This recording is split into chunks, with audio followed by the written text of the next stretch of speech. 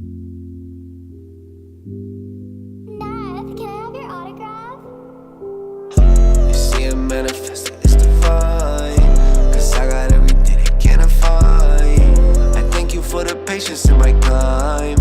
And you know I get the paper, get the dime. Finally, I can say I am free. There's no defining me. Found what's inside of me.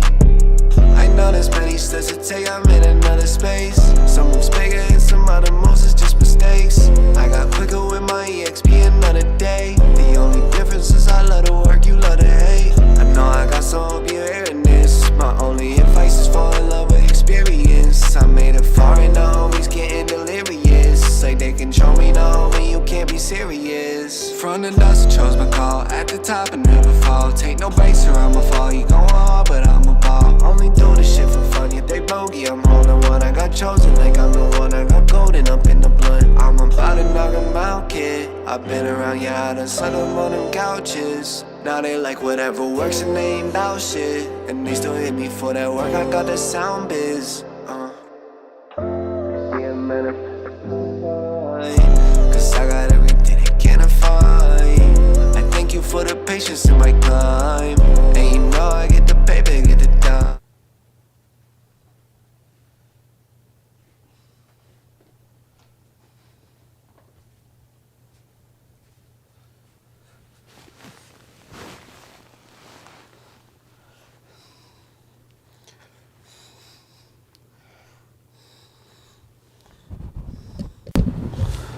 Oh snap. I didn't see you there. Alright, this is a little bit weird. But today we're talking about how money moves, how it circulates. We're going to be talking about the results of when a leader or a power position tries to create equity and wealth, more wealth equality, and try and squeeze the wealth and equality to look a little more equal. What that can create. So first of all, I want to begin by saying that money will always end up in the hands of the people who deserve it most. So, there's people out there, they're just not ready to receive money yet. And they win the lottery, and they potentially end up in a worse position than they would have been if they never won the lottery, because they weren't ready for the money. And that's a very scary thing. Like, if you're addicted to some sort of substance and you come into some great wealth, that you're going to end up in a very terrible spot in life. So I try to keep money out of the hands of addicts. If I'm going to help an addict, I'll buy them food before I ever go and buy them or just give them a sum of money. I don't care if it's $20, I don't care if it's 100 or more. But I never go and give an addict any sum of money. It's just not something I would do. It's not a very smart investment, of course. Not just because I want to be selfish with the money, not just because of selfish reasons, but because of selfless reasons, to keep that person out of a terrible position they do not wish to be in. To save them from themselves is what I do when I do that. There's also the idea that money will always land in the hands of the people who deserve it. So you give someone money who's not ready for it. Maybe they don't have an addiction, but they're not ready for a large sum of money. Admittedly, even if they live on a really tight budget, the money's going to end up back in the hands of someone who does deserve it. It's going to circulate back into the hand slowly over time, right? They're going to pay for gas, so it's going to go into some gas stations. They're going to pay for food. It's going to go in the hands of some farmers, some produce, maybe some groceries. It's going to go in the hands of farmers, Walmart, Target, wherever they grocery shop at, Wise, Giant. Not here to mince words, but it's going to go in the hands of some grocery store, farmers, restaurants, maybe some home improvement. It's going to go into the hands of Lowe's. Some wood manufacturers are going to receive some of that money. So, how do you become ready for money? How do you become ready for a large sum of money? That's going to be saved for the end of this. I'm going to save that answer for the end of this, because I want to first talk about how money moves, how money circulates, and how money works. Just on a general, from a top-down view. I'm not going to be going into the nitty-gritty, because I want this to be something you can overlay across your entire worldview, and things start to make sense to you. So, when a leader, let's say a governor, let's say a lawmaker, decides to increase the minimum wage, or let's say they try and tax the rich, increase the taxes on the wealthy, the top 1%. It doesn't help any of the people making 15 to 40 an hour or more. It doesn't help those people. It actually hurts those people. Because what then ends up happening is your money from before, like let's say I work $17 an hour. I've been working there for 5 years. And over that 5 years, I've saved up a good $20,000 or more.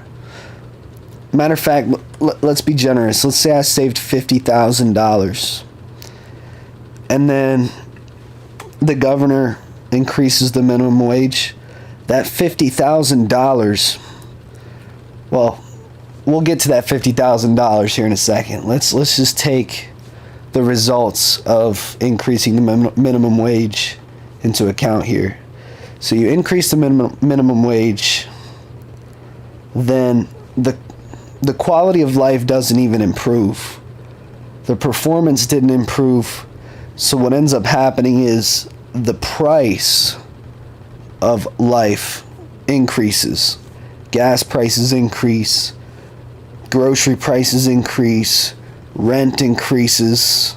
Rent needs to increase. Everything needs to increase so that people can pay their minimum wage employees the new minimum wage. So, as a result of all those prices increasing, that $50,000, it was worth more when the gas was $3.24. But now they increased the minimum wage. That $50,000 is not going to hold as much leverage towards a $4 a gallon gas price. It's very simple math. And so what happens when the minimum wage is increased is it hurts people making over the minimum wage. One thing we need to accept is no one's trying to live off of a minimum wage job. It's entry level. It's entry-level job.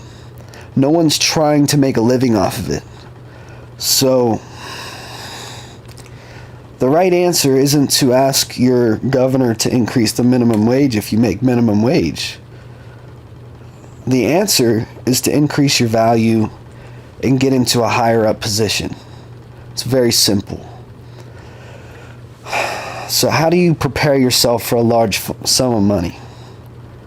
There's a few ways you can do that. Increase your experience, increase your value, increase your worth. And how do you do that? One thing you can do, you can take the experience for yourself. So go get the tools necessary to complete something yourself. It could be as simple as washing your own car, so that you don't have to pay the car wash to wash your car. Overall, being prepared for wealth, being ready for immense wealth, all comes down to increasing your independence, increasing your knowledge and experience. So, if you get really good at farming, let's just say, you get really good at farming, what you do is you cut out a grocery bill. And, I mean, nowadays you might have a lateral jump in prices if you started farming on your own. But what you end up doing is overall just increasing your independence, increasing the things that you can do on your own.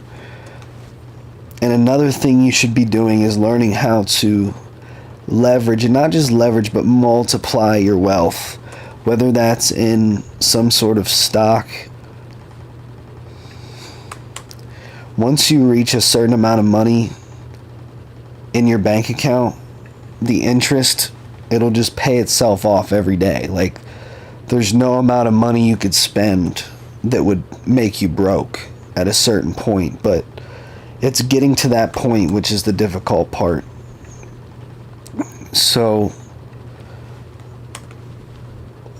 and it's preparing yourself to be at that point which is difficult, because you could also just, at a point where you can spend as much money as you want and you'd never go broke because there's so much money in your bank account that the interest just pays itself off. You could easily just buy a bunch of Xanax, pop them all, and die. It would be just as easy for you to go and do that as it would for you to...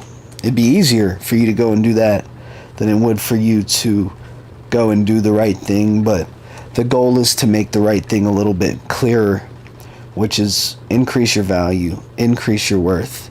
How do you do that? You can enter higher up job positions and learn how to run a company. You can take that experience for yourself. You can do promotional marketing on social media so easily. That's what I'm doing right now. You can take the experience for yourself. You can work for a company or get the experience. It doesn't matter which route you take. What matters is that you take a damn route. Like, sometimes we sit back and think too much about, how am I going to start? Where am I going to start? Sometimes starting is the best answer. Not thinking about how or where you're going to start, but just starting is the best answer, because there's going to be people out there who are better than you and who are worse than you. And here's what I know. The people who are worse than you, they're going to hate all day.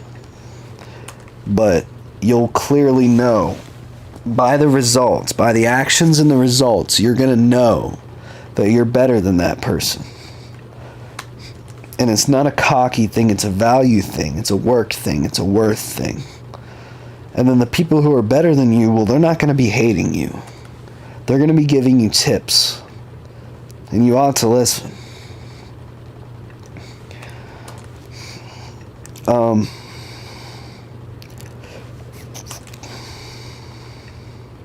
We live in a very new age society. The world is more connected than it's ever been. So, reaching out and finding out an approximate place to start on what you want to do and what you want to increase your experience in is very simple. And it's one of those things where a lot of the stuff, you don't need a bunch of money, like a crazy sum of money, to begin getting experience in. So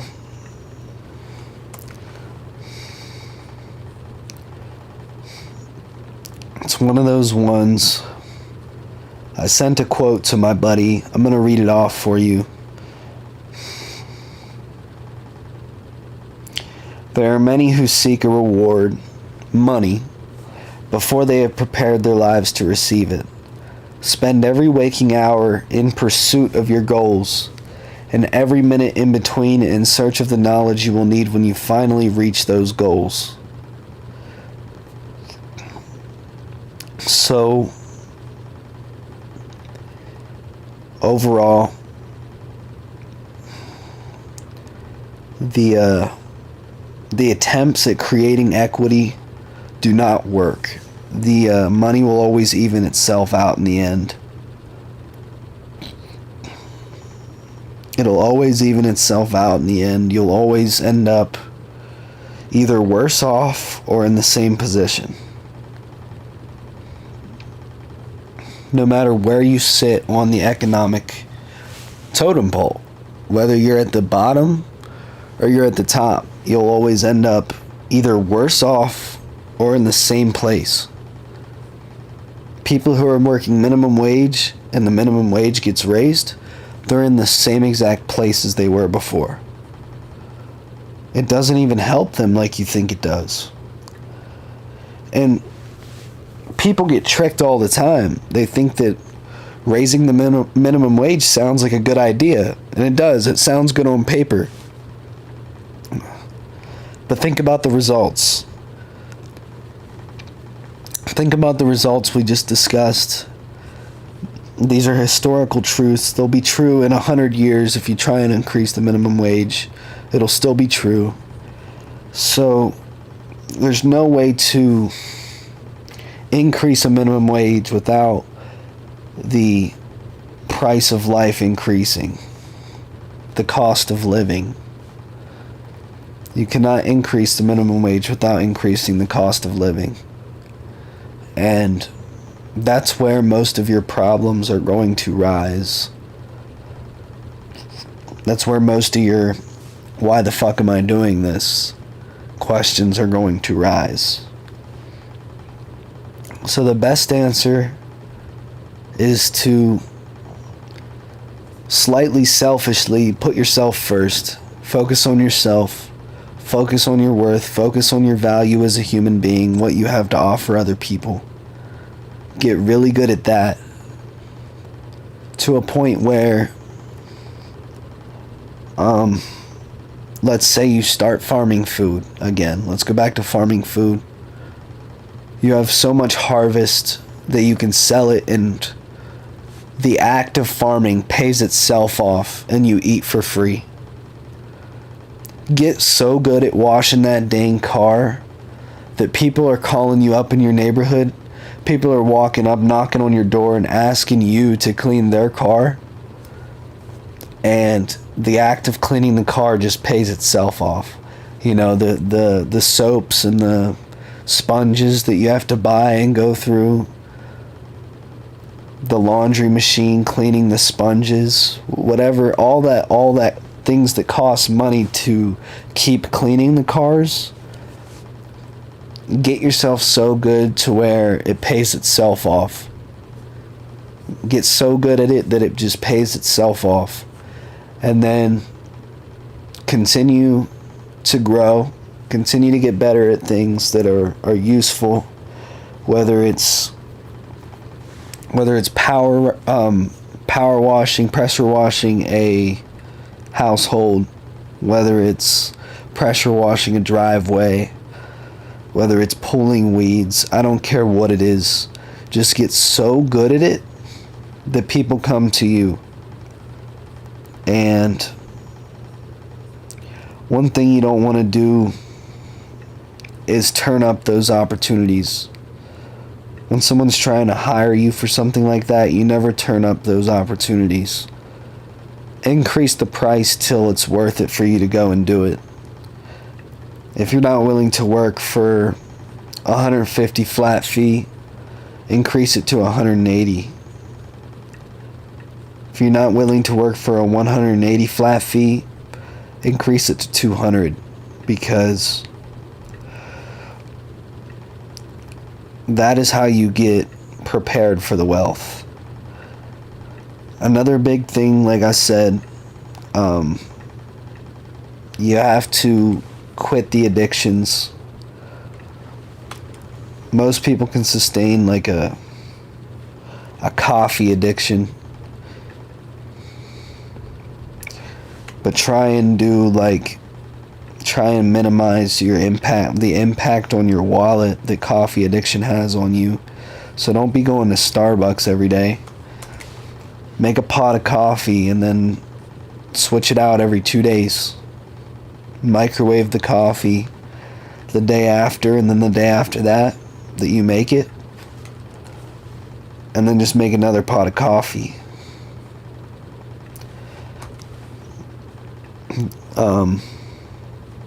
You can save so much time and money doing that.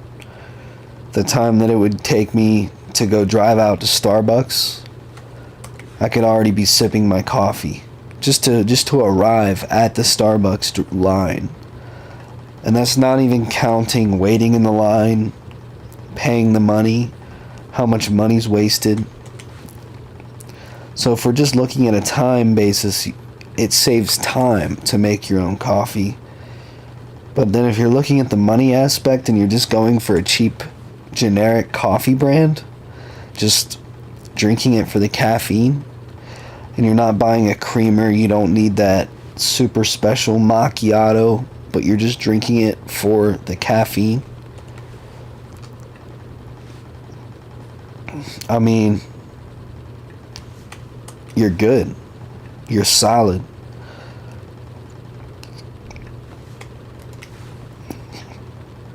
So, decrease addictions, increase value. If you increase value and increase addictions, just don't. Just don't. I mean, I'm trying to imagine the impact. Just don't.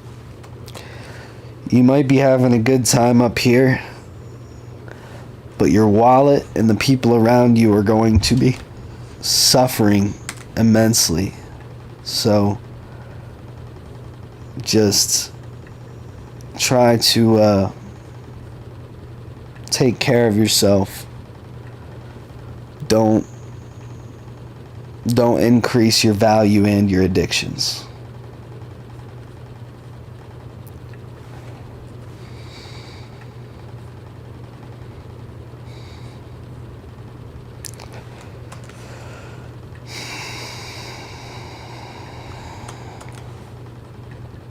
I'm not sure what else to say. I feel like I'm repeating myself if I continue to talk, so I'm just gonna act like we're all finished talking.